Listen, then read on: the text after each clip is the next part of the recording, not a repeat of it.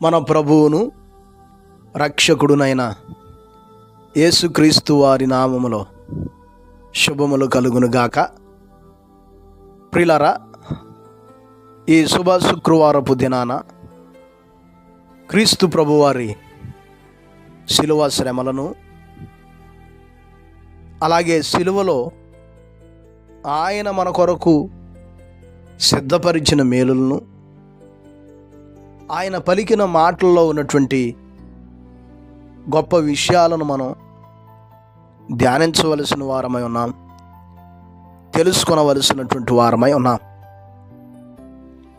ప్రభువారు శిలువలో మరణించటాన్ని మనం ఎలాగో చూడవలసి ఉంది. ఆ శిలువ ఈరోజు నా జీవితాలకు ఏం తెచ్చిపెట్టింది? ఆయన మాట్లాడినటువంటి మాటలు ఏమి తెలియజేస్తున్నాయి? మనం ఆలోచించవలసినటువంటి వారమై ఉన్నాం. ప్రభువారు శిలువలో మరణించటాన్ని బట్టి మన జీవితాలకి విడుదల, విమోచన, స్వాతంత్ర్యము, నెమ్మది, తండ్రితో ఐక్యపరచబడగలిగేటటువంటి స్థితి, ఇవన్నీ కేవలం శిలువ ద్వారా జరిగినట్లుగా మనం చూస్తాం. గలతీ పత్రిక 3వ అధ్యాయం 14వ వచనం, కొలస్సీ పత్రిక 2వ అధ్యాయం 15వ వచనం, ఎఫెసీ పత్రిక 2వ అధ్యాయం 14 నుంచి 16 వచన భాగాలు. ఈ వచన భాగాల్లో శిలువ ద్వారా ఆయన తండ్రితో మనల్ని ఐక్యపరిచినట్లు, ధర్మశాస్త్రపు సంఖ్యల నుంచి, అపవాది బంధకాల నుంచి, పాపపు బంధకాల నుంచి మనకు విడుదల దయచేసి శిలువతో జయోత్సాహముతో వేడుకకు కనపరిచినట్లుగా మనం చూస్తాం. ఇంకంత మాత్రమే కాదు, రోమీలకు రాసిన పత్రిక 6వ అధ్యాయం 6 నుంచి 10 వచన భాగాలు, 5వ అధ్యాయం 6 నుంచి 10 వచన భాగాలు మనం చదివితే, మనం భక్తిహీనులమై ఉండగానే ఆయన మన కొరకు మరణించినట్లు, మనం బలహీనులమై ఉండగానే, మనము పాపము చేసే స్థితిలో ఉండగానే, మనం శత్రువులమై ఉండగానే, మనం అసమాధాన స్థితిలో ఉండగానే ఆయన మన కొరకు మరణించినట్లు మనం చూస్తాం. కనుక ఆయన మరణం మనకు అసమాధానం నుండి సమాధానమును, పాపము నుండి విడుదలను, ఒక శ్రేయస్కరమైన రక్షణ భాగ్యమును మనకు దయచేసినట్లుగా మనం చూడగలం. ఇంకా అంత మాత్రమే కాదు, ఆనాటి శిలువ ఘట్టమును మనం పరిశీలిస్తే ఆయన పొందిన బాధలు, ఆయన అనుభవించిన శిక్ష, ఆయన పొందిన దెబ్బలు చాలా భయంకరమైనటువంటివి. చరిత్రకారులు ఈ విషయాలు తెలియజేస్తూ ఉన్నారు. ఆయన మీద పెట్టిన శిలువ యొక్క బరువు 150 కేజీలు, 15 అడుగులు పొడవు, 8 అడుగుల ఎడల్పు. ఆయన శరీరం అంతా ఎక్కడ చూచినా గాయములు, 5480 గాయాలు, 150 తీవ్రమైన గాయాలు ఆయన వెనక భాగము కలవు. 17 ముళ్ళులు ఆయన తలలో గుచ్చారు. 350 మంది భటులు, 50 మంది రౌతులు యెరూషలేము యూదులు చుట్టూ తిప్పినట్లుగా మనం చూస్తాం. ఆ పొందిన దెబ్బలు, గాయముల వల్ల ఆయన శరీరంలో ఉన్నటువంటి రక్తం అంతా స్రవించినట్లుగా చూస్తాం. దాదాపు 6 లీటర్లన్నర రక్తం ఆయన శరీరం నుండి బయటకు వచ్చినట్లుగా మనం చూస్తాం. పాపము చేయకుండానే పరిశుద్ధుడైనటువంటి దేవుడు పాపం చేయబడిన వారికి ఎంచబడ్డాడు, అతిక్రమము చేయబడిన వాడికి ఎంచబడ్డాడు, నిందించబడ్డాడు, అవమానపరచబడ్డాడు. గేలి చేయబడ్డాడు, భయంకరమైన చిత్రవధ చేయబడ్డారు. ఎందుకంటే మనకు విడుదల కలుగు చేయటానికే. సిలువను సహించి ఉన్నతమైన రక్షణ భాగ్యమును మనకు దయచేశారు ఆయన. ఆయన పలికిన మాటల్లో ఆయన గొప్పతనాన్ని, ఆయన ప్రేమను, మానవుల పట్ల ఆయనకున్న ఉద్దేశం, తండ్రి పట్ల ఆయనకున్నటువంటి విధేయత,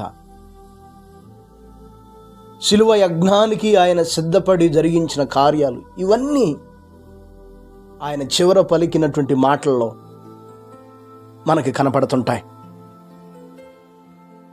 అందుకని బైబిల్ పండితులు ప్రభువారు పలికిన 7 మాటలను 3 భాగాలుగా విభజించారు. మొదటి 3 మాటలు మనుషుల కోసం పలికినవి, 4-5 మాటలు బాధలో పలికినవి, 6-7 మాటలు జయశీలి పలికినటువంటివి. మొదటి మాట లూకాసు వార్త 23వ అధ్యాయం 34వ వచనం. తండ్రి, వీరేమి చేయుచున్నారో వీరెరుగరు, వీరిని క్షమించుము. తనని హింసించినటువంటి వారిని, తనను బాధించినటువంటి వారిని, తనని అవమానపరిచి తనను శిక్షించిన వారందరి కొరకు తండ్రికి చేస్తున్న విజ్ఞాపనిది. చూడండి, దూషించబడి బదులు దూషించలేదు, హింసించబడి మరలా తండ్రిని వేడుకుంటున్న గొప్ప మనసు ఆయనది. వీరిని క్షమించయ్యా. రెండవ మాట లూకాసు వార్త 23వ అధ్యాయం 42-43 వచనాలు. నేడు నిశ్చయముగా నాతో కూడా పరదైసులో ఉందువు. తన ప్రక్కన వేలాడబడిన 2 నేరస్తుల్లో ఒక అతనితో ప్రభు పలుకుతూ అతనితో చేస్తున్న వాగ్దానం ఇది. ఆ వ్యక్తి కూడా మొదట ప్రభువారిని దూషించారు, నిన్ను నీవు రక్షించుకొని మమ్మల్ని రక్షించవచ్చు కదా అని. కానీ ప్రభువారిని గుర్తెరిగినప్పుడు, ఆయన ముఖాన్ని చూస్తున్నప్పుడు, ఆయన ముఖంలో ఉన్న ప్రశాంతత, ఆ కరుణశీలత్వం, ప్రభువారు అంతగా హింసించబడుతూ క్షమించమని విజ్ఞాపన చేసిన ఆ మొదటి మాట బండలంటి అతని హృదయాన్ని కరిగించేసింది. ఓ, మనమైతే పాపం చేశాం, మనకిది న్యాయమే, మనం పొందుకుంటున్నటువంటి శిక్షకు ఇది సరైందే. కానీ ఆయన ఏ పాపం చేయలేదు. ఆయన పరిశుద్ధుడు, ఆయన గొప్పవాడు, గుర్తెరిగాడు. ఆయనకంటే ఒక రాజ్యం ఉందని గుర్తెరిగాడు. అందుకనే ప్రభా, నీ రాజ్యంలోనికి వచ్చినప్పుడు నన్ను జ్ఞాపకం చేసుకోమని తనను వేడుకున్నటువంటి ఆ దొంగకి ప్రభువారు చేస్తున్న వాగ్దానం ఇది. నేడు నిశ్చయముగా నాతో కూడా పరదైసులో ఉంటావు. మూడవ మాట యోహాను సువార్త 19వ అధ్యాయం 26-27 వచనాలు. అమ్మా, ఇదిగో నీ కుమారుడు, ఇదిగో నీ తల్లి. తల్లి అయిన మరియా ప్రభువారి యొక్క శిలువ దగ్గరే ఉంది. కుమారుడు పడుతున్న వేదనను చూస్తూ తన హృదయాన్ని తేలిక చేసుకొని ఇంకా ఏమైనా మాట్లాడతాడేమో, ఇంకా ఏమైనా చివరి మాటలుగా తెలియచేస్తాడేమోనని అక్కడే ఉన్న తన తల్లితో, ఏమైనా ప్రభువారు మాట్లాడతారేమోనని అక్కడే ఉన్న తన ప్రియ శిష్యుడైన యోహానుతో మాట్లాడుతున్న మాట చూడండి. జన్మనిచ్చిన తల్లి, భౌతికంగా భూమి మీదకి రావటానికి ఉపయోగపడిన తల్లి యొక్క రుణాన్ని కూడా తీర్చుకుంటున్నటువంటి వైనవిధి. ఈ 3 మాటలు మనుషుల కోసం పలికేటటువంటి, వీటిలో ఆయన ప్రేమ, ఆయన క్షమాపణ, ఆయన అనుగ్రహించే రక్షణ, తన ప్రజల పట్ల ఆయన చూపే ఉన్నతమైన ఉద్దేశాలు కనపరచబడుతున్నాయి. ఇవి ఆయన విలువలను గొప్ప చేసేవిగా మనకు కనపడుతున్నాయి. తర్వాత 4-5 మాటలు బాధలో పలికిన మాటలు. 4వ మాట మత్తయి సువార్త 27వ అధ్యాయం 46వ వచనం. నా దేవా, నా దేవా, నన్నెందుకు చేయి విడిచితివి. 5వ మాట యోహాను సువార్త 19వ అధ్యాయం 28వ వచనం, నేను దప్పిగొనుచున్నాను. ప్రియులారా, ఆయన్ని అనేక రీతులుగా బాధించారు, హింసించారు, ఇబ్బంది పెట్టారు. తన శరీరంలో ఉన్నటువంటి ఆఖరి రక్తపు బొట్టు వరకు ఆయన కార్చాడు. పాపమెరుగని ఆయన మన పాపమును భరించేటటువంటి సమయంలో, మన పాపములను వహించేటటువంటి సమయంలో తండ్రికి ఎడబాటైన ఆ తాత్కాలిక సమయాన్ని చూస్తున్నాం. అందుకని నా దేవా నన్నెందుకు చేయి విడిచావు అనేటటువంటి మాటను మనం చూస్తున్నాం. బాధలో ఆయన చాలా రీతులుగా ఇబ్బంది పరచబడ్డాడు. నేను దప్పిగొనుచున్నాను. ఈ 2 బాధలు, ఆయన పొందిన బాధలు, తండ్రి ఒక క్షణపాటు తనను చేయి విడిచిన పరిస్థితి. ఎందుకంటే మన పాపాలు భరించే సమయంలో, మన వ్యసనాలు వహించే సమయంలో, మన అతిక్రమాలు భరించేటటువంటి సమయంలో ఆయన కొద్ది పాటు తండ్రికి ఎడబాటు కావాల్సి వచ్చింది. యెషయా గ్రంథం 54వ అధ్యాయం 7వ వచనంలో అంటాడు కదా, నిమిషం మాత్రం నేను నిన్ను విసర్జించితిని, గొప్ప వాత్సల్యముతో నిన్ను సమకూర్చుదును. మహోద్రేకము కలిగి నిమిషం మాత్రము నీకు విముఖుడునైతిని, నిత్యమైన కృపతో నీకు వాత్సల్యము చూపుదునని. మన పాపాలను భరించే సమయంలో ఆయన ఎడబాటయ్యే పరిస్థితి వచ్చేసింది. బాధలో, శ్రమలో ఈ 2 మాటలు పలుకుతున్నారు. ఆయన దప్పిగొనుచున్నానని పలికినా కూడా ఆయనకు దాహం ఇవ్వగలిగేటటువంటి స్థితిలో లోకం లేదు.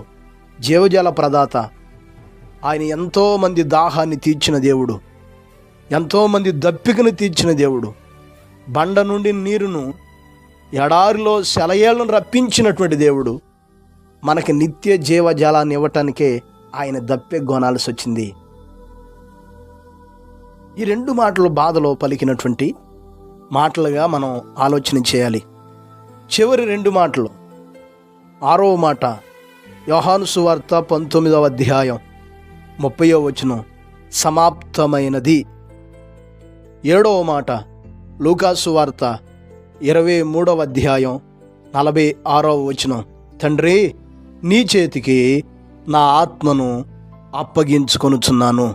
ఈ 2 మాటలు జయశీలి అనగా ఒక విజయ సంకేతముతో పలుకుతున్నటువంటి మాటలు. తాను ఎందుకు భూమి మీదకి వచ్చాడో, ఏ కార్యం కొరకు వచ్చారో, ఏ యజ్ఞం కొరకు వచ్చారో ఆ యజ్ఞం పూర్తవుతుంది. ఏ పని నిమిత్తం నువ్వు నన్ను భూమి మీదకు పంపావో చేయుటకు నీవు నాకు ఇచ్చినటువంటి పనిని నేను సమస్తము చేసి భూమి మీద నీ నామాన్ని మహింపరిచానని యోహాను సువార్త 17వ అధ్యాయంలో ప్రభువారు ప్రార్థిస్తారు. అందుకనే తాను వచ్చినటువంటి పని సంపూర్తి చేయబడుతుంది కనుక ఆ యజ్ఞం, ఆ పని ముగించబడుతున్నటువంటి వేళ ఆసన్నమైనప్పుడు ప్రభువారు పలుకుతున్న మాట ఇది, సమాప్తమైనది. పాపము నుండి విమోచించటానికి, శాపము నుండి విమోచించటానికి, సాతాను బంధకాల నుండి విమోచించటానికి, సర్వలోక ప్రజల పాపం కొరకు రక్తం చిందించడానికి ఆయన పంపబడ్డారు కనుక ఆ పని ముగించబడుతున్న సమయంలో సమాప్తమైనదని పలికారు. అందుకనే తాను భూమి మీదకి వచ్చినటువంటి పని సమాప్తమైందనే ఎరిగిన ప్రభువారు, తండ్రి ఇదిగో నీ చేతికి నా ఆత్మను అప్పగించుకొనుచున్నాను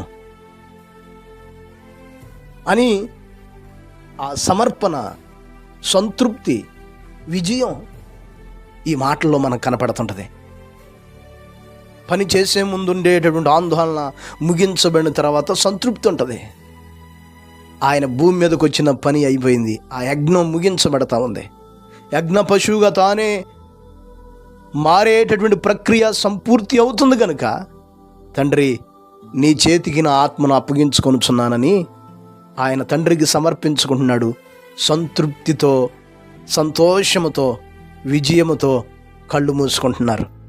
ఈరోజు నా జీవితాల్లో కూడా ఈ విషయాలను మనం గమనించాలి. మనం ఎలాగా బ్రతకాలో కాదు, ఎలాగా చనిపోవాలో కూడా ప్రభువారు ఈ చివరి మాట ద్వారా మనకు నేర్పిస్తున్నాడు. ఈరోజు చాలామంది పిరికివారు తమ్మును తాము పాడు చేసుకుంటున్నారు, ఆత్మహత్య చేసుకుంటున్నారు, నశింపజేసుకుంటున్నారు. అది నేరం, అది పిరికి చర్య. కానీ ఎలాగ బ్రతకాలో కాదు, ఎలాగ ముగించాలో కూడా ప్రభువారు నేర్పిస్తున్నారు. కాబట్టి ఈ మాటల్లో ఆయన దైవత్వం, ఆయన విలువలు, ఆయన ప్రేమ, ఆయన తాను సంకల్పించినటువంటి పనిని ఎలాగ ముగించాలో కూడా వీటన్నిటిని వ్యక్తపరచడం మనం చూస్తున్నాం. కాబట్టి ఆయన సంపూర్ణుడిగా, సంపూర్ణమైన మానవుడిగా, సంపూర్ణమైన దేవునిగా తను తాను నిరూపించుకోవటానికి, తను తాను కనపరుచుకోవటానికి ఈ కార్యాలన్నీ జరిగించుండటం మనం చూస్తున్నాం.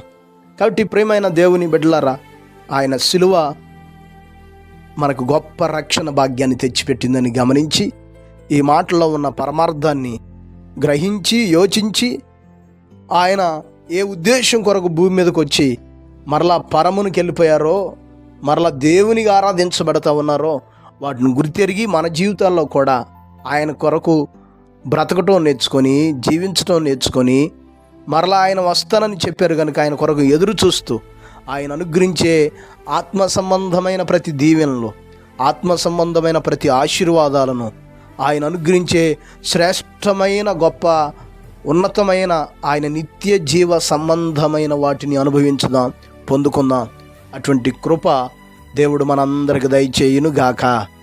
పరిశుద్ధుడైన మా దేవ, గొప్ప కాపరి, అపారమైన మీ ప్రేమను బట్టి, ఘనమైన మీ నామాన్ని బట్టి మీకు వందనాలు, స్తోత్రాలయ్యా. ఈ సమయంలో మీరు మాతో మాట్లాడారు నాయన. ప్రభువారి యొక్క శిలువ మరణం, ఆయన శ్రమలు, ఆయన పలికిన మాటల్లో ఉన్నటువంటి గొప్పతనాన్ని మేము గ్రహించడానికి, యోచించటానికి, ధ్యానించటానికి తగిన మీ కృపలను కనపరిచారు తండ్రి. స్తోత్రాలు. మీరు మాకేమి నేర్పించారో వాటిని మేము గ్రహించి జీవించడానికి తగిన కృపలను దయచేయమని ప్రార్థిస్తున్నాను తండ్రి. ఈ మాటలైన ప్రతి నిబిడను మీరు జ్ఞాపకం చేసుకోండి ఆయన. ప్రభువారిలో ఉన్న క్షమించే గుణాన్ని నాయనా, మాట ఇచ్చి మాటను నెరవేర్చుకునేటటువంటి గుణాన్ని, తల్లి రుణాన్ని తీర్చుకునే స్వభావాన్ని, అయా ఎదుటివారి శ్రమలను భరిస్తూ ఓరుస్తూ ఎదుటివారికి రక్షణ దయచేసిన విషయాలను గ్రహించి ఎలాగ బ్రతకాలో, ఎలాగ జీవించాలో, ఎలాగ ముగించాలో మేము ప్రభువారిని చూస్తూ మా జీవితాన్ని అలవరుచుకొనగలిగిన భాగ్యాన్ని ప్రతి నీ బిడ్డకు దయచేయమని ప్రార్థిస్తున్నా. ఈ రోజంతా మీ సన్నిధిని తోడుగా ఉంచి మీ కృపలతో ఆవరింపచేసి మీరే మహిమ పొందమని యేసు నామమున అడిగి వేడుకొనుచున్నాము తండ్రి. ఆమెన్. ప్రభు కృప మీకు తోడయ్యుండును గాక.